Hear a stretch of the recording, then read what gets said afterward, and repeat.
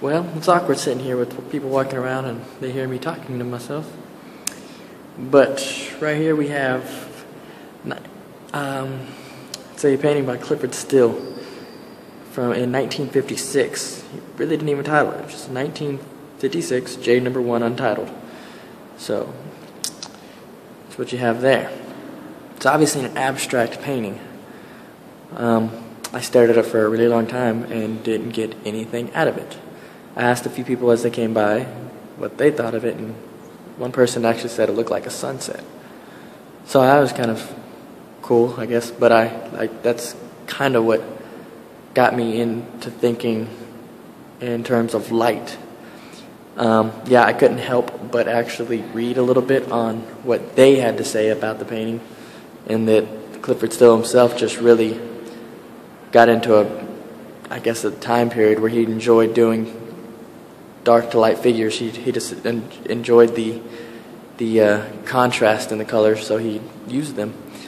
So, maybe he decided that, he just would just draw something light to dark and have nothing behind it, just having fun with it. Or he's actually using it to maybe subconsciously has a message. Luckily, based on the time that I had researched, luckily I read up on, it was kind of what came up with our Black History Month, all the things that were going on when the blacks were merging with our society, and all the problems were being caused. If you look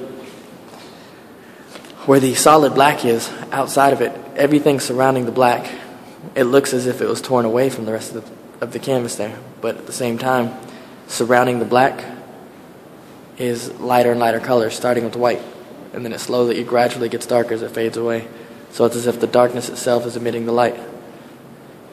The red and the orange, just as if it were in the sunlight. If you're coming straight from sunlight, if there was an obstacle there, as a mountain, anything, it'd portray a darker tint of color.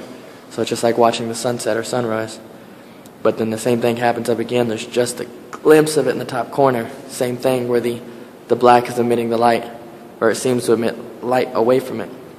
So maybe, he could have been trying to say that, the darkness is not the problem. The darkness would be the solution. The black would be the solution to our society.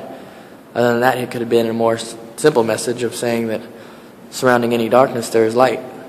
I mean, there's I guess, several different ways to look at it, but that's definitely two options I came up with.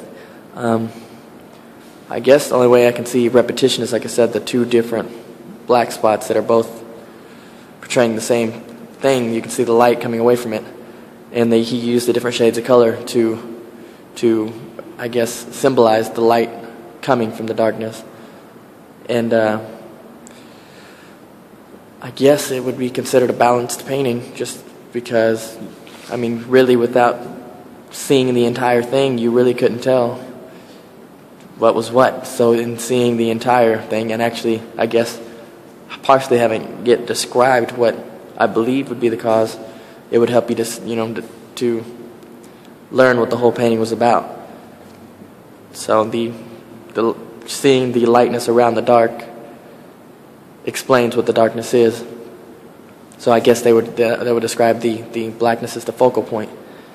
Other than that, this is the untitled painting.